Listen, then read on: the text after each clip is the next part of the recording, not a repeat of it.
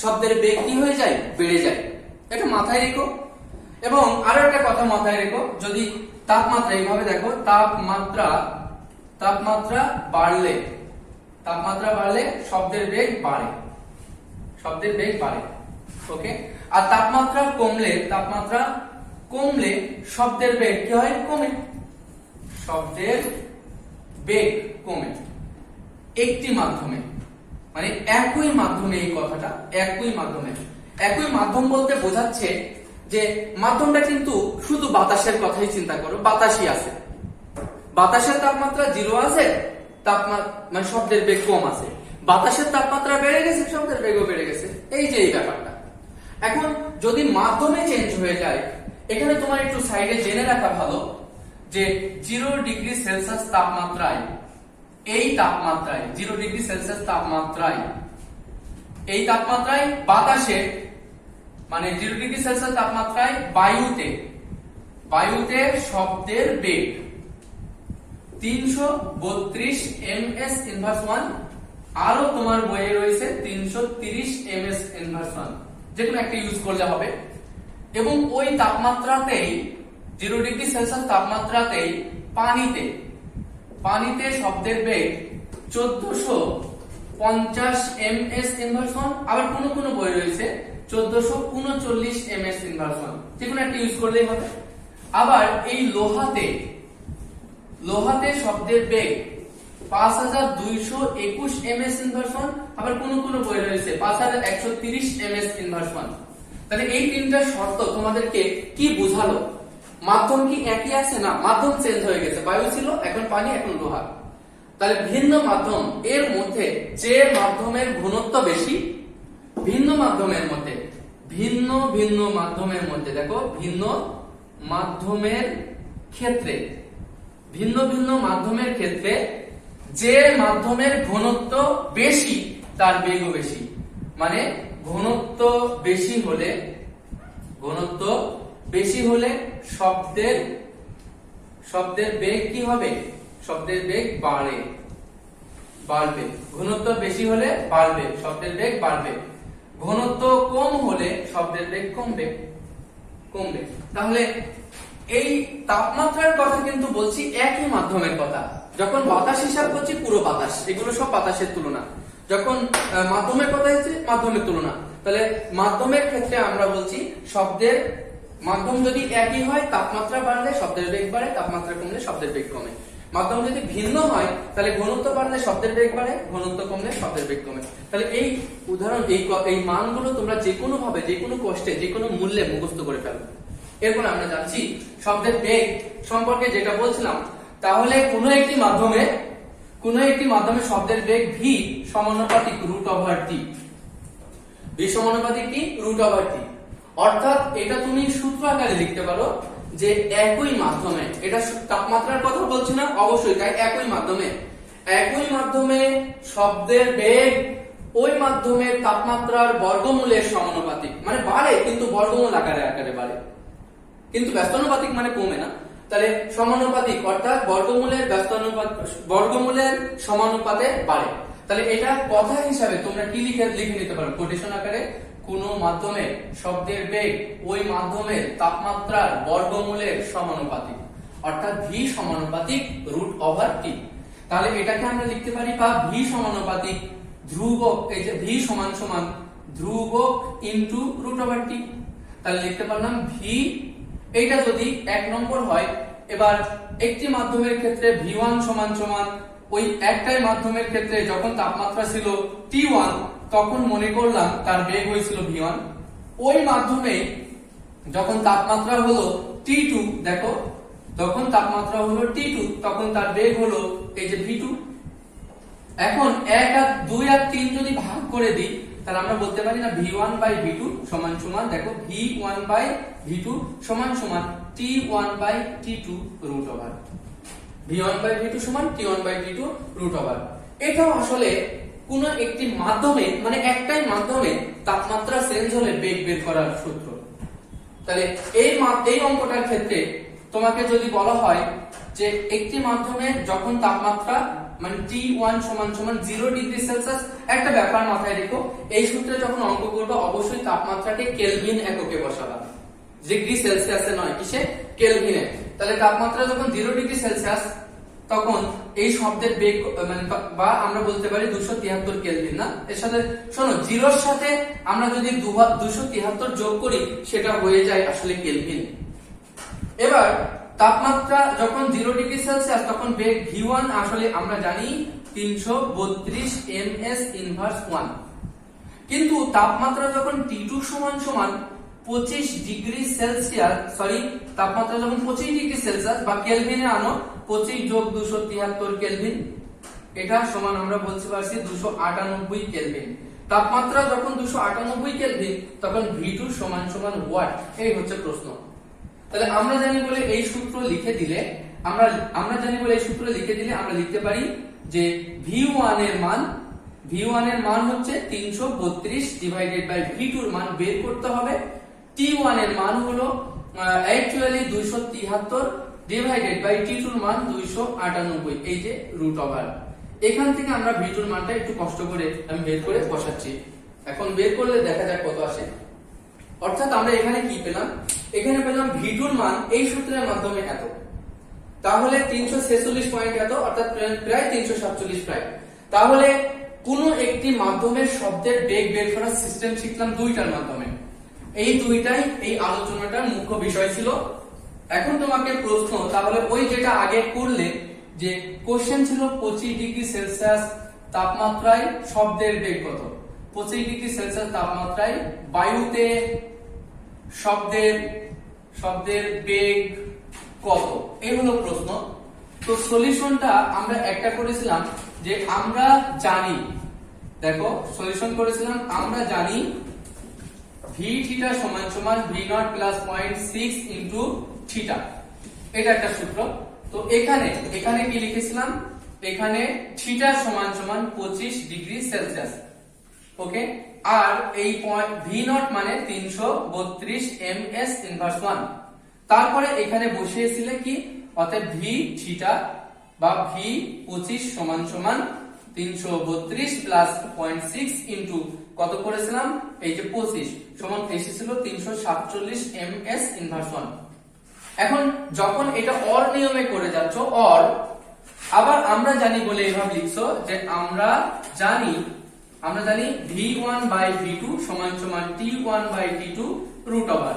এটা দিয়েও তুমি এই কোশ্চেনের উত্তরটা করে নিতে পারবা, কিন্তু 25 এর তাপমাত্রা 25 ডিগ্রি সেলসিয়াস তাপমাত্রায় বেগ বের করতে বলেছে। তো কিন্তু তোমার T1 তাপমাত্রা যখন 0 ডিগ্রি সেলসিয়াস ছিল মানে 273 কেলভিন ছিল, তখন V1 ছিল কত, বেগ ছিল কত, তখন বেগ ছিল হচ্ছে 332 ms ইনভার্স 1।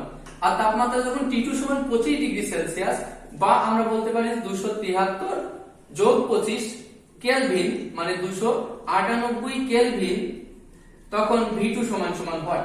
দেখো এইভাবে আমরা যখন V1 এর মান বসিয়ে দিলাম 332 বাই V2 সমান T1 এর মান বসিয়ে দিলাম 273 বাই 298 রুট ওভার, তখন V2 এর মান পেলাম 346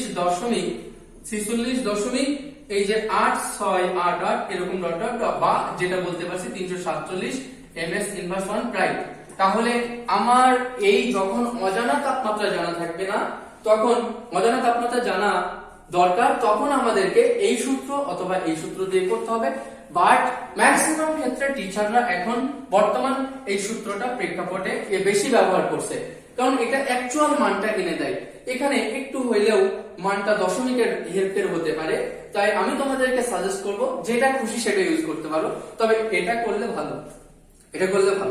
তাহলে আমরা সব বায়ুতে শব্দের বেগের এই যে সূত্র, কেউ যদি বলে পানিতে 25 ডিগ্রি সেলসিয়াস তাপমাত্রায় শব্দের বেগ কত, সেটা কিন্তু পানিতে শব্দের বেগ কত মুখস্থ করে ফেলেছো 0 ডিগ্রিতে, পানিতে 0 ডিগ্রিতে মুখস্থ করেছো 1450 ms ইনভার্স 1, লোহাতে কত 5221 ms ইনভার্স 1। তো পানির ক্ষেত্রে যদি প্রশ্নে সাইডে দেওয়া থাকে তো ভালো, আর যদি দেওয়া না থাকে 25 ডিগ্রি আসলেও ওই এটা দিবা, আর যদি 40 ডিগ্রি সেলসিয়াস আসে তাও এটা দিবা, যাই হোক এটাই দিবা। আর লোহার ক্ষেত্রেও যেটাই আসুক এটাই দিবা, ওকে। কিন্তু বাতাসের ক্ষেত্রে শুধু এই সূত্রগুলো প্রযোজ্য হবে। কারণ যখন পানির 100 ডিগ্রি তাপমাত্রা বাড়লে তারপর পানি বাষ্পে পরিণত হয়, তাই সামান্য এই 25 ডিগ্রি সেলসিয়াসে পানির ঘনত্ব চেঞ্জ হয় না, তাই ওর মধ্যে দিয়ে বেগেরও তেমন পরিবর্তন হয় না শব্দে। কিন্তু বাতাস গ্যাসীয় পদার্থ হওয়ায় সামান্য তাপমাত্রা বাড়লে এর ঘনত্ব পরিবর্তন হয়ে যায়, বাতাসের বেগেরও হেরফের হয়ে যায়। তাই আমাদের এই সূত্রগুলো কিন্তু শুধুমাত্র বাতাসের ক্ষেত্রে প্রযোজ্য, পানির ক্ষেত্রে কঠিন এবং তরলের ক্ষেত্রে প্রযোজ্য নয়। আশা করি ব্যাপারটা শব্দের বেগ সম্পর্কে মোটামুটি সবই বুঝে ফেলেছো। তাহলে শব্দের বেগ তোমরা অবশ্যই বাসায় ট্রাই করে ফেলো যে এই কোশ্চেনটাই 44 ডিগ্রি সেলসিয়াস তাপমাত্রায় বাতাসের শব্দের বেগ কত। ওকে, সেটা তোমরা এই নিয়মেও করবা, এই নিয়মেও করবা। ওকে, আশা করি এইটুকু বুঝবা। এরপরে টপিকটুকু আমরা আলোচনা করব। এখন আমরা ডিসকাস করতে চলেছি তরঙ্গ সংশ্লিষ্ট রাশি নিয়ে। তো আমরা বেশ কয়েকটা তরঙ্গ সংশ্লিষ্ট রাশি নাম লিখে রেখেছি: পূর্ণস্পন্দন, পর্যায়কাল, তরঙ্গ দৈর্ঘ্য, কম্পাঙ্ক, তরঙ্গ বেগ, বিস্তার, দশা। চলো এইগুলো নিয়ে আলোচনা করি। প্রথমত আমরা দেখতে চাই যে তরঙ্গ পূর্ণস্পন্দন কি। তো একটা পানির যখন তরঙ্গ দেখায় এইভাবে আমরা, এটা হচ্ছে সাম্য অবস্থান, এটা সাম্য অবস্থান, এটা হচ্ছে তরঙ্গ। এখন চিন্তা করো যে এই তরঙ্গটা এখান থেকে শুরু হলো এবং এই তরঙ্গ যখন শুরু হয়েছে, দেখো এই জায়গা থেকে যাত্রা শুরু করেছে এই তরঙ্গটা। তরঙ্গের এরকম একটা বিন্দু যদি ধরি, দেখো এখানকার যে বিন্দুটা, এই বিন্দুতে তরঙ্গ কি হচ্ছে, এই বিন্দুতে তরঙ্গটা উঠতেছে, এই তরঙ্গ উঠছে, এই দিক বরাবর আছে মুখ। বলো ওরকম একটা বিন্দু আর কই আছে, এই যে এখানে ওই বিন্দু নেই, এটা নেই। তোমাদের মনে হতে পারে এই বিন্দুর সাথে মিল আছে এই জায়গার বিন্দুতে, কারণ ওই বিন্দু আর এই বিন্দুতেও তরঙ্গ একই দিকে মুখ করে উঠছে। তাহলে এরকম বিন্দুগুলোকে বলা হয় সমদশা সম্পূর্ণ বিন্দু। ঠিক তেমনি বলতো এই বিন্দুতে তরঙ্গটা কি হচ্ছে, নিচের দিকে নামছে। কিন্তু তোমার মনে হতে পারে এই বিন্দু আর এই বিন্দু সমদশা সম্পূর্ণ, কিন্তু না, এই বিন্দুতে তরঙ্গটা এই দেখো উঠছে, তাহলে দিক সেম নেই। কিন্তু ওর পরে যে এই বিন্দুটা হিসাব করো, এই বিন্দুতেও যেভাবে নামছে এখানেও নামছে, তাহলে এই বিন্দু আর এই বিন্দুটাকে বলা হয় সমদশা সম্পূর্ণ বিন্দু, একই দশার বিন্দু। ঠিক তেমনি তাহলে তরঙ্গ, এবার যদি কণার কথা বলি, এটা তরঙ্গের সিস্টেম গেল। তাহলে তরঙ্গ যখন যাত্রা করেছে একটা বিন্দু থেকে যাত্রা শুরু করে তরঙ্গ তার পরের পাশের সমদশা সম্পূর্ণ বিন্দুতে এই পৌঁছাবে, এই পৌঁছানোটাকেই বলা হয় পূর্ণ স্পন্দন বা পূর্ণ কম্পন। তাহলে পূর্ণ স্পন্দন কাকে বলে, তাই না? তোমরা যখন পূর্ণ স্পন্দনের সংজ্ঞা লিখছো, পূর্ণ স্পন্দন, তখন দেখো পূর্ণ স্পন্দনের সংজ্ঞা বুঝে শিখতে হবে যে কোন তরঙ্গ, এটাই তো তরঙ্গ যাচ্ছে, এর নাম কি, এর নাম তরঙ্গ। কোন তরঙ্গ একটি বিন্দু থেকে যাত্রা আরম্ভ করে তার পাশের সমদশা সম্পূর্ণ বিন্দুতে পৌঁছানোকেই বলা হয় পূর্ণ স্পন্দন, তরঙ্গের পূর্ণ স্পন্দন।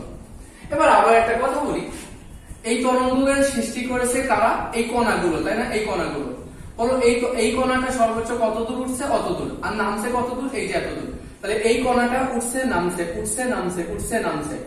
তো ওই কণাটারও যদি হিসাব করি, কণা একটা বিন্দু থেকে যাত্রা শুরু করলো উপরে, আবার নামলো, নেমে যখন আবার উঠছে, তখন সেটাকে বলা হয় পূর্ণ স্পন্দন। তাহলে পূর্ণ স্পন্দন এখানে দেখতে পাচ্ছি এই কণাগুলোরও আছে, আবার পূর্ণ স্পন্দন কার আছে, এই তরঙ্গেরও আছে।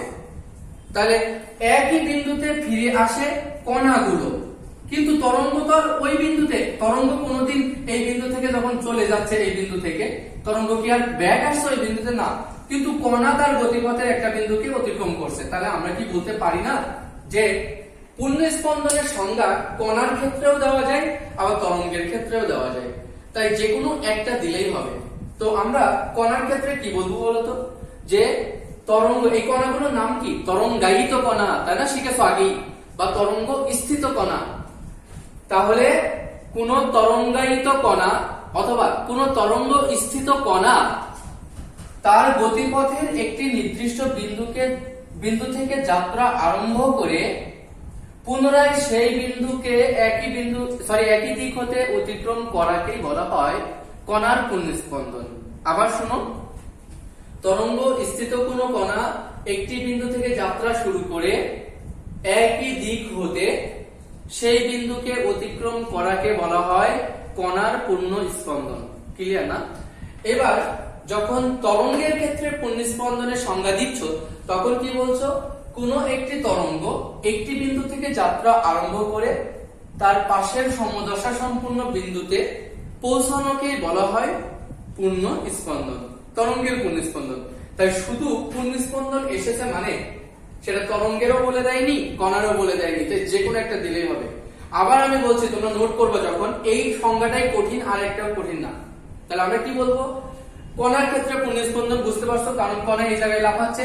তাহলে কোন তরঙ্গ সৃষ্টিকারী কোন কণা একটি বিন্দু থেকে যাত্রা আরম্ভ করে একই দিক হতে সেই বিন্দুকে অতিক্রম করাকে বলা হয় কণার পূর্ণ স্পন্দন। ক্লিয়ার? যখন তরঙ্গের কথা বলছো, কি বলছো? কোন তরঙ্গ একটি বিন্দু থেকে যাত্রা আরম্ভ করে পাশের সমদশা সম্পূর্ণ বিন্দুতে পৌঁছানোকে বলা হয় তরঙ্গের পূর্ণ স্পন্দন। আশা করি বুঝেছো। তাহলে পূর্ণ স্পন্দন জানলে, তাহলে একটা তরঙ্গ, এই দেখো এখান থেকে পূর্ণ স্পন্দনের সংজ্ঞা লিখে ফেলবা। 2 নম্বরে আসছি পর্যায়কাল।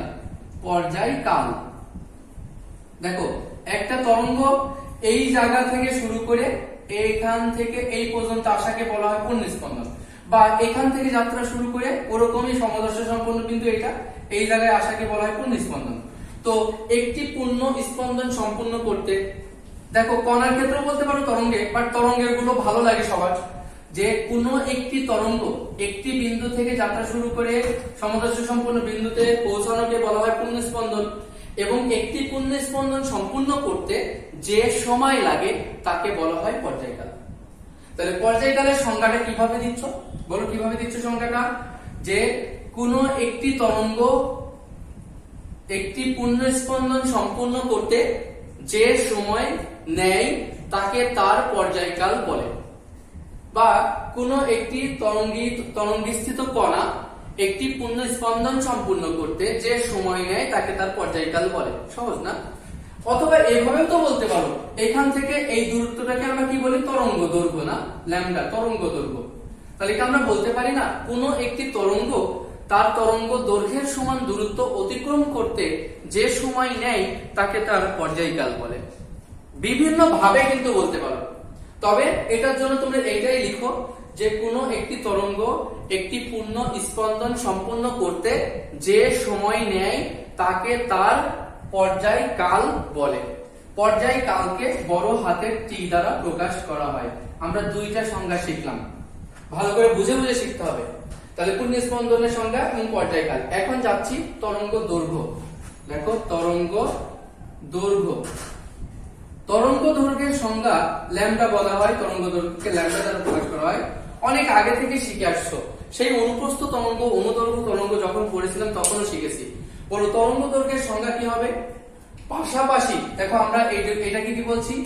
পাশাপাশি দুটি, এটার নাম কি? পাশাপাশি দুটি, তোমরা সবগুলো লিখে নিবা যে পাশাপাশি দুটি তরঙ্গ শীর্ষ অথবা পাশাপাশি দুটি তরঙ্গ পাদের মধ্যবর্তী দূরত্বকে বলা হয় তরঙ্গ দৈর্ঘ্য, তাই না? আবার এটাকেও বলছো যে পাশাপাশি দুটি সংকোচন, তাই না? পাশাপাশি দুটি সংকোচনের মধ্যবর্তী দূরত্বকে বলা হয় তরঙ্গ দৈর্ঘ্য। তো এটাও তো তরঙ্গ দৈর্ঘ্য। পাশাপাশি দুটি প্রসারণের মধ্যবর্তী দূরত্বকে বলা হয় তরঙ্গ দৈর্ঘ্য, তাই না? তাই তরঙ্গ দৈর্ঘ্যের সংজ্ঞা 1 নম্বর সংজ্ঞাটাতে বলছো পাশাপাশি দুটি তরঙ্গ শীর্ষের মধ্যবর্তী দূরত্বকে অথবা পাশাপাশি দুটি তরঙ্গ পাদের মধ্যবর্তী দূরত্বকে বলা হয় তরঙ্গ দৈর্ঘ্য।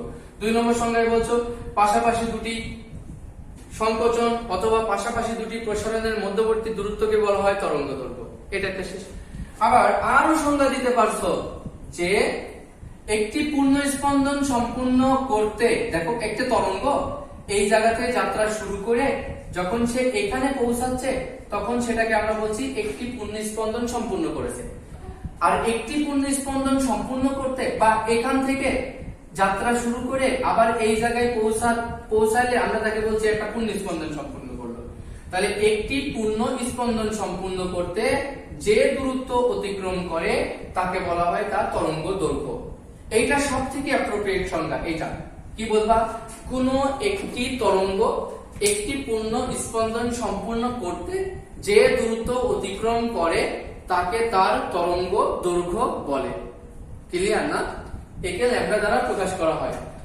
এবার 4 নম্বর এভাবে বলছো যে একটি পর্যায়কাল সময়ে, দেখো এখান থেকে একটি পুনঃস্পন্দন সম্পূর্ণ হতে যে সময় লাগে তাকে পর্যায়কাল বলে। তাহলে এটাও তো বলতে পারো কোন একটি তরঙ্গ একটি পর্যায়কাল সময়ে যে দূরত্ব অতিক্রম করে তাকে তার তরঙ্গ দৈর্ঘ্য বলে। ওকে, তাহলে 4 নম্বর সংজ্ঞাটা পারলে 5 নম্বর এটা বলতে পারো যে কোন একটি তরঙ্গ একটি এভাবে বলা যায় যে কোন তরঙ্গর পাশাপাশি দুটি সমদশা সম্পূর্ণ বিন্দুর মধ্যবর্তী দূরত্বকে বলা হয় তরঙ্গ দৈর্ঘ্য। তাহলে এই বিন্দুর সমদশা সম্পূর্ণ বিন্দু কিন্তু এটা, আর ওদের মধ্যবর্তী দূরত্বকে বলা হয় তরঙ্গ দৈর্ঘ্য। তাহলে পাশাপাশি দুটি সমদশা সম্পূর্ণ বিন্দুর মধ্যবর্তী দূরত্বকেও তরঙ্গ দৈর্ঘ্য বলে। মোটামুটি বুঝতে পারছো? তাহলে তরঙ্গ দৈর্ঘ্যের সংজ্ঞা অনেক ভাবে বলা যায়। প্রথমেটা কি বলেছিলে যে পাশাপাশি দুটি তরঙ্গ শীর্ষ অথবা পাশাপাশি দুটি তরঙ্গপথের মধ্যবর্তী দূরত্বকে তরঙ্গ দৈর্ঘ্য বলে। আবার কি শিখলে এটা থেকে যে পাশাপাশি দুটি সংকোচন অথবা পাশাপাশি দুটি প্রসারণের মধ্যবর্তী দূরত্বকে বলা হয় তরঙ্গ দৈর্ঘ্য। এটাকে কি শিখলে যে কোন তরঙ্গ একটি পূর্ণ স্পন্দন সম্পূর্ণ করতে যে দূরত্ব অতিক্রম করে তাকে বলা হয় তরঙ্গ দৈর্ঘ্য। আবার এটাকে কি বললে যে কোন তরঙ্গ তার পর্যায়কাল সময়ে যে দূরত্ব অতিক্রম করে তাকে তার তরঙ্গ দৈর্ঘ্য বলে। অথবা আরো কি বললে যে কোন একটি তরঙ্গ তরঙ্গের পাশাপাশি দুটি সমদশা সম্পূর্ণ বিন্দুর মধ্যবর্তী দূরত্বকে বলা হয় তরঙ্গ দৈর্ঘ্য। ওকে, তাহলে তরঙ্গ দৈর্ঘ্য আমরা ল্যামডা শিখে ফেললাম। এইভাবে তোমরা সংজ্ঞাগুলো শিখবা। এরপরে শিখছো তরঙ্গ দৈর্ঘ্যের পর কম্পাঙ্ক। এই দেখো কম্পাঙ্ক। এখন কম্পাঙ্ককে আমরা ছোট হাতের এফ দ্বারা প্রকাশ করি। এফ কম্পাঙ্ক, ফ্রিকোয়েন্সি, এফ মানে কম্পাঙ্ক। তো এই কম্পাঙ্ক বলতে এই দেখো এখান থেকে যাত্রা শুরু করলো, এই বিন্দু থেকে যাত্রা শুরু করে এই বিন্দু আসাকে আমরা বলছি একটা পুণ্যস্পন্দন, সত্যি কিনা? আবার এটা এই পর্যন্ত একটা পুণ্যস্পন্দন, আবার এখান থেকে এইটুকু যাচ্ছে মানে আরেকটা পুণ্যস্পন্দন, আবার এরকম অর্ধেক পুণ্যস্পন্দন, আবার আরেকটা পুণ্যস্পন্দন। তো এখানে মোট কয়টা পুণ্যস্পন্দন হয়েছে বলো তো? এখানে মোট পুণ্যস্পন্দন হয়েছে 1টা 2টা 3টা। তাহলে 3টা পুণ্যস্পন্দন আমরা দেখাতে পেরেছি। তো আমরা এখানে গুছিয়ে বলবো যে এভাবে একটা তরঙ্গ যাচ্ছে, সেই তরঙ্গ 1 সেকেন্ডে যতগুলো পুণ্যস্পন্দন করে তাকে তার কম্পাঙ্ক বলে। তাহলে যখন তুমি কম্পাঙ্ক শিখছো, কম্পাঙ্কে একটু ভালোভাবে শিখবা যে কম্পাঙ্ক কাকে বলে। যে কোনো একটি তরঙ্গ 1 সেকেন্ডে যতগুলো পূর্ণ স্পন্দন সম্পূর্ণ করে তাকে তার কম্পাঙ্ক বলে। আবার বলো, কোন তরঙ্গ 1 সেকেন্ডে যতগুলো পূর্ণ স্পন্দন সম্পূর্ণ করে তাকে তার কম্পাঙ্ক বলে। আচ্ছা, এই তরঙ্গ যে যাচ্ছিল সে মনে করো মোট গেল টি সময় ধরে, টি সময় সে রানিং ছিল এবং টি সময়ে n সংখ্যক পূর্ণ স্পন্দন